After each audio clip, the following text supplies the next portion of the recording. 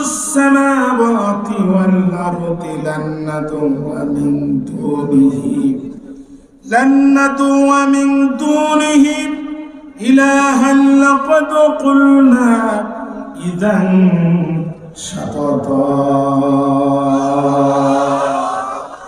আমাদের রব তো তিনি, আসমানের রব যিনি, আমাদের রব তিনি, জমিনের রব যিনি, আমাদের রব তো তিনি, জীবন দান করেন যিনি, আমাদের রব তো তিনি, মৃত্যু দান করেন যিনি, আমাদের রব তো তিনি, মৃত্যুর পরে পুনরুজ্জীবিত করবেন যিনি, আমাদের রব তো তিনি, পুনরুজ্জীবিত করার পরে জান্নাত আর জাহান্নাম নির্ধারণ করবেন যিনি।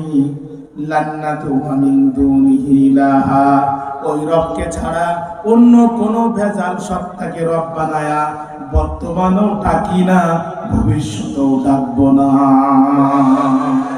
ইমান কাকে বলে মিয়া? ইমান কাকে বলে? দাকিয়ানুসের স্বৈরাচারিত্বের সামনে দাঁড়িয়ে দায়িত্বহীন কণ্ঠে ঘোষণা দিয়ে বলছে লান্নাতু মিন দুনিহি ইলাহা, ওই রবকে ছাড়া অন্য কোন ভেজাল সত্তাকে রব বানিয়ে বর্তমানেও ডাকি না, জীবন গেলে ভবিষ্যতেও ডাকবো না। যদি তোর নির্যাতনের যাতা করে পিষ্ট হয়ে ওই রবকে ছাড়া অন্য কোন ভেজাল সত্তাকে রব বলে ডেকেই ফেলি, লাকাদ কুলনা ইযান শাতাতা, তবে সেটা হবে অত্যন্ত গর্হিত কাজ, অত্যন্ত বাজে কাজ, অত্যন্ত বাজে কাজ। নিজেদের ঈমান তো প্রমাণ করে দিলেন, এবার দাকিয়ানুসের ঈমানকে চ্যালেঞ্জ জানানোর জন্য যুবকেরা বলছে হাউলাই কওমুন আত্তাখাযু মিন দুনিহি আলিহাতান, এই কওম, আমাদের এই কওমদের কি হলো যারা আল্লাহকে বাদ দিয়ে মানব রচিত মতবাদকে ইলাহা হিসাবে গ্রহণ করেছে, আল্লাহকে বাদ দিয়ে গাছকে পূজা করে, আল্লাহকে বাদ দিয়ে মাছকে পূজা করে, আল্লাহর আইন বাদ দিয়ে মানব রচিত আইনের পূজা করে।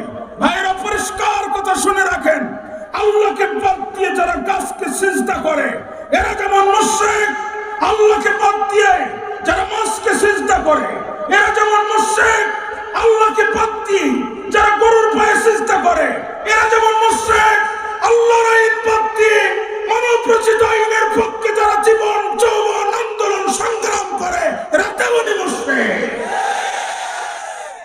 এই দুই মুশরিকের মধ্যে কোনো পার্থক্য নাই। যুবকেরা দাঁড়িয়ে বলছে লাউলা ইয়াতুনা আলাইহিম বিসুলতানিন বাইয়িন, আল্লাহকে বাদ দিয়ে অন্য কোন ভেজাল সত্তাকে রব বলে ডাকা যাবে, এ প্রমাণ যদি তাদের কাছে থাকে তাহলে তারা সেটা পেশ করে না কেন? ওমান আযলামু মিম্মান ইফতারা আলাল্লাহি কাযিবা, ওই ব্যক্তির চেয়ে বড় জালেম আর কে হতে পারে যে তার রবের নামে মিথ্যা প্রতিপন্ন করে।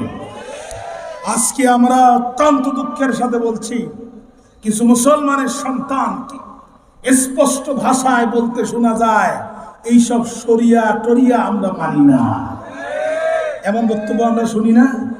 আফসোস লাগে তাদের জন্য, আফসোস লাগে, কলিজা ফেটে যায়।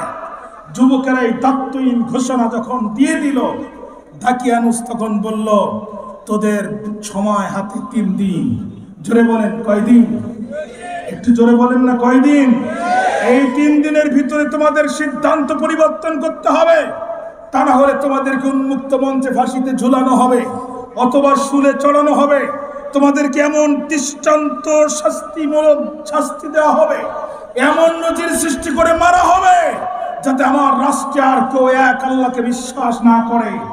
এই রায় পরিবর্তন করার জন্য তার পিতামাতাকে ডাক দিয়ে বলল যুবকদেরকে বুঝাও, এদের হাতে সময় 3 দিন।